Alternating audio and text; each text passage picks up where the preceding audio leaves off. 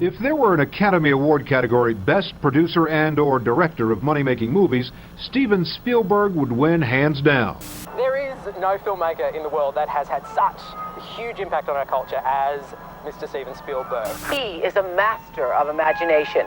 Now being touted as the hottest director in Hollywood. His films have captivated audiences worldwide. Greatest master of suspense since Alfred Hitchcock. He transports us to magical worlds. It's most influential filmmaker in the history of global cinema. The greatest storyteller cinema has ever known. Steven Spielberg. Steven Spielberg. Steven Spielberg. That's Steven Spielberg. Steven Spielberg. Steven Spielberg. Steven Spielberg. Please welcome Steven Spielberg!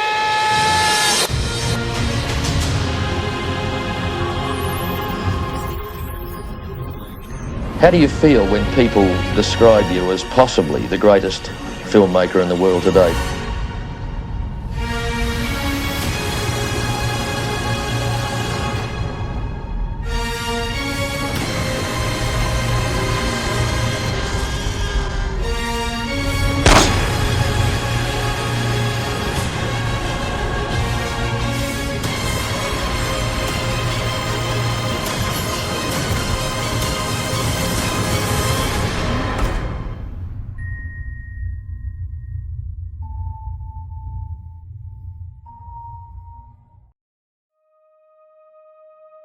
Well, the first movie I saw was The Greatest Show on Earth. I was 3 years old in Philadelphia. My dad took me to the theater. I saw that movie. It made a profound impression on me because they had a big train wreck in The Greatest Show on Earth. Two trains came together. Actually, not two trains. A train and a car hit. The train derailed and people were hurt and killed.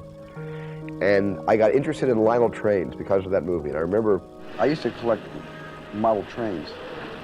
I'd put them together and I used to have amazing train wrecks. I remember thinking, how am I going to perpetuate and kind of prolong the moment of a great crash? How can I enjoy it more? And I remember one day borrowing my father's camera, 8mm camera, and I remember taking the camera and staging the last train wreck on film from all angles, cutting back and forth to the one train approaching left to right and the second train approaching right to left, and close-ups of the little people staring as if they're about to witness some sort of disaster, which indeed was about to happen. And then, of course, filming from a two-shot, the trains coming together and going over the tracks. And trying to get the lens as low to the tracks as possible to give the train some stature and some reality. And I remember looking at the film over and over again, 20, 30 times. How old were you when you did that? I was about 12 years old. And I think in a way, somehow that sort of perverse, sensational subject matter began to suck me into a hobby which became a profession. I've always had a lot of self-confidence as a filmmaker, and I think because I've been shooting little pictures to big pictures since I was 12 years old. When I first got my first assignment when I was 21, I had made 25 little short films before I got my first break. And that gave me so much confidence. I think if I had been given, like today, a lot of young people are given features right away. Immediately, they make one short, or they write a script and they're allowed to direct it, and they're in the industry like that. And I'm not sure I would have survived if I had gotten a break that fast without having that much experience behind me, albeit 16mm home shop type movies. It was a great experience for me to do that. There's no rules. There's a law of science. I don't believe there's a law of cinema. I think rules tend to, stagger and topple people who really dream and are dreamers. I think it's. You think that's where it all comes out of? I think movies are dreams. They really are. They're daydreams that you often get bad grades over when you're not concentrating on the schoolwork. And you grow up being a daydreamer like I did, and then someday you take those daydreams, you turn them into something. I think that cinema is a very, very, very personal, highly interpretive extension of an idea which is invisible.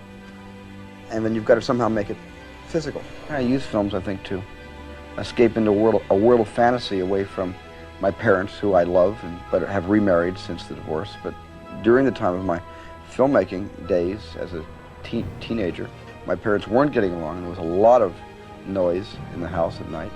How did you escape from the tensions in your parents' home as a child? Well, I made movies. I made movies. I just hid behind a camera. It was fun. I have this overly active imagination. My mind instantly goes to stories that are removed from the real world. Because I've always wanted to escape. I've always sought leaving home to go outside our world to tell a story, and to Neverland, or, you know, or to Indiana Jones country. But every movie I've ever made has come from some place, whether conscious or unconsciously, emotional and deep.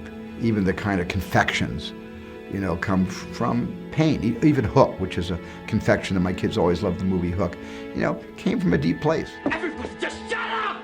I'm sorry.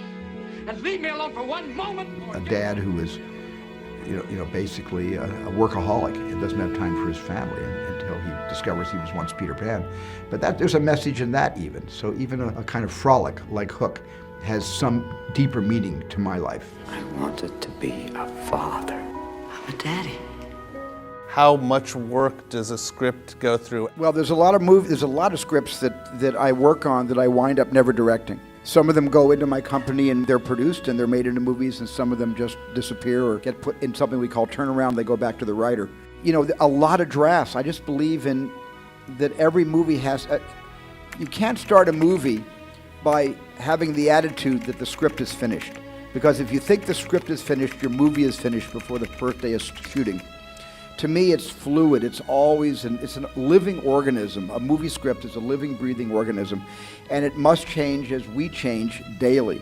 I knew that there were going to have to be drastic changes, and you know, and like I've said in other interviews, like once Steven Spielberg came on board, he has such an amazing track record with book to film adaptations, even science fiction. You know, really complex stuff like Jurassic Park. He managed to distill that down, you know, and all that exposition. There's a lot of exposition about DNA and everything else in Jurassic Park that he manages to distill and make entertaining. And then as soon as that is set up, then you're on a roller coaster ride. And that's, you know, I feel like he pulls that same amazing magic trick with Ready Player One and sets up the oasis and the dystopian future and the virtual world and everything. And then it's just, then it's on. Well, the great thing about movies is before the director, there must be a writer. You know, I love big, high-concept movies. I like the idea. If the idea made me want to see the movie, then I wanted to figure out how can you write to that idea and really put it on display. Now, of course, I had the help of a book.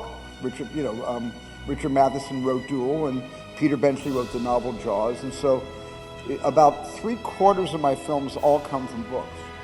How much do you and John Williams talk about the way music is used as a narrative tool?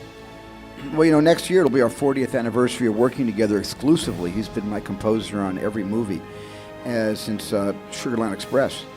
So in 1972. So you know, we have a shorthand. He always sees the movie early, and then he just goes away, and I don't see him. And then I get a phone call, and he says, "You want to come over to my office? I want to play you some themes." And I go over to the office, and he sits down behind his Steinway, and he starts playing me themes.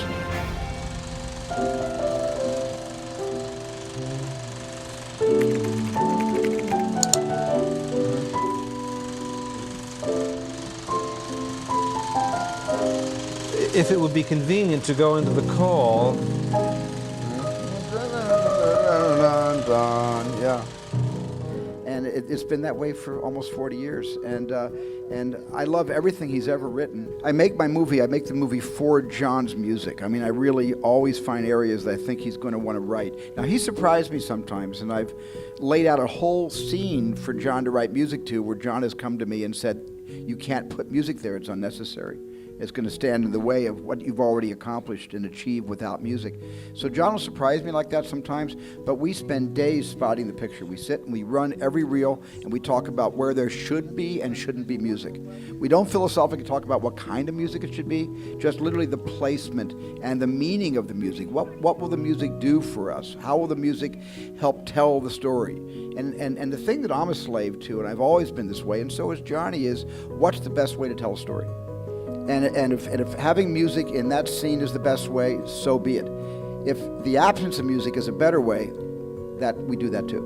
Well, Janusz and I have worked together since Schindler's List. We've done every movie I've ever made since Schindler's List, and like my experience and relationship with John Williams, you know, we also have a shorthand. My general, you know, feeling about, you know, for cinematography is I want a cinematographer that knows how to bend light, and Janusz can bend light better than anybody I've ever worked with before in my career.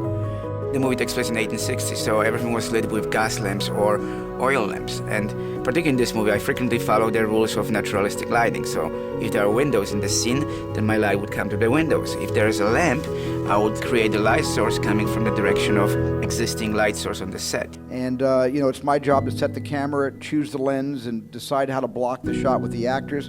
And then Janusz comes in and he has to bring an entirely new visual narrative to the movie, which is how do you light it and how can the lighting help tell the story? And he's a genius at storytelling through lighting. This is true collaboration between Steven and I. He's a sophisticated storyteller. When he sees chances for good image, he will go for it. Steven's got really good aesthetics, and so much about making movies is about good aesthetics and ability to tell the stories. Towards the end of the shoot in North Africa, he was supposed to shoot this very elaborate scene of Indy taking out his whip and fighting off a guy with a sword. Harrison, who was very, very ill, said, "Look, Steven, I'm just too sick. I can't keep running to the bathroom like this. You've got to finish this in an hour so I can get back to the hotel." Steven said, "You know, Harrison, the only way I can shoot this scene in an hour is if Indy pulls out his gun and shoots the guy." And the crew standing around him started to laugh. And Steven said, "Hey, this may be a good joke. I think I'll use it." Every director is very different, but I can just tell you what it's like working with Steven Spielberg, which is it is a creative combustion. It's not an analytical, it's not a mechanical process. It's an inspired process and something that just happens on the moment. It's been a very unique relationship. We enjoy solving problems together. We're good problem solvers.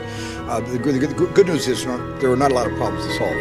But when there are problems, we kind of look forward to that because I think we together as a team can come up with a very kinetic idea that not only solves the problem but creates a sequence that was better than the original scene because the problem presented itself to us. There's the shark right there. There's Jaws. Now, why the shark works so well here every day and I couldn't get the damn thing working for 2 months in Martha's Vineyard in '74, I'll never know. The shark was scheduled to make many more appearances according to the script, and when the shark wasn't ready or when we tested it, it sunk.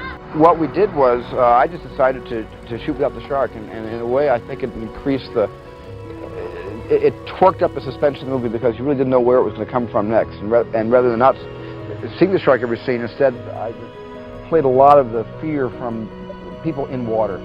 Seeing their legs kicking, a point of view of the camera moving, or just seeing the surface of the water with nothing below. That's what I think turned the movie into more of an exercise of suspense than just a horror film. So if you had had the shark when you wanted it, you probably would have had a different movie. I probably would have had a movie that wouldn't have been as successful, I think, yeah.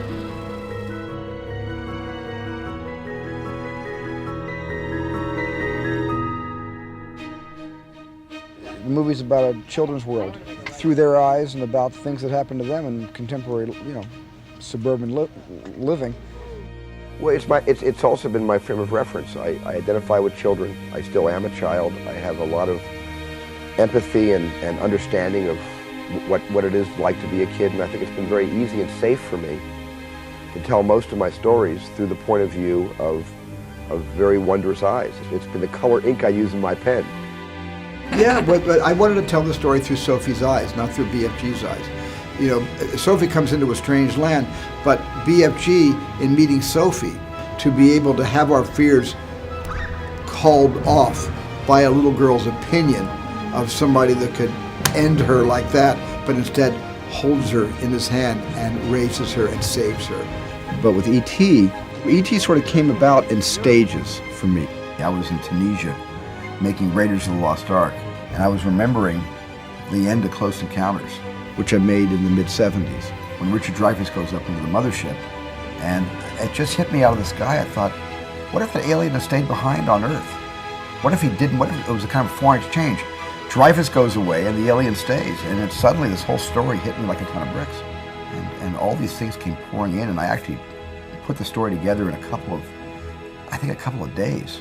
And E.T., therefore, is the sequel. The movie's called E.T., which stands for extraterrestrial, which is about a visit to this planet by a space creature. It was a childhood fantasy to tell the story of a best friend and a special friend who rescues a young boy from the sadness of a divorce. And which was really a story about my mom and dad when they got divorced, and how I felt as a kid, wanting a friend like that to fill the void in my life. And I had always really wanted to tell the story of a disenfranchised and lonely boy. And he's a lost child. He's going to fall off the face of the earth if he's not rescued. This is a rescue movie. I always thought E.T. was a movie about a double rescue. E.T. saves Elliot, Elliot saves E.T. What is it about the ending that is so special, do you think? I guess the special thing about the ending for me has nothing to do with the film and the structure of the film, because goodbyes are always tough. But the goodbye that the kids were experiencing in the real world was tougher than the goodbye they were experiencing through their characters. Because I shot the film in complete continuity, because I didn't think that kids could understand shooting out of continuity. You know, shooting a third act scene first, where the emotions and the development of their affinity and their love for E.T. is different than it is in the first act. So I shot the film literally every day. We came in and we were on page 3, then we were on page 5, then we were on page 7. So by the end of the movie, when they're all actually saying goodbye to E.T., they're really saying goodbye to each other. I just want to say goodbye. Steven taught me through it. He acted like he was E.T., you know, saying that he was leaving, he'd never see me again, stuff like that. I felt like I was really Elliot. And the tears are not, the tears that adult actors have when they're completely bonded and channeling through their characters. The tears were the tears kids have on the last day of summer camp when they have to go home. Every single film I've made has been a marker of who I was at that time of the making of that picture. So it's kind of like looking back over your life and say, was high school more exciting than college? Films are markers, they're stepping stones, all about who I was at different spaces of my own growth as an artist and as a husband and dad.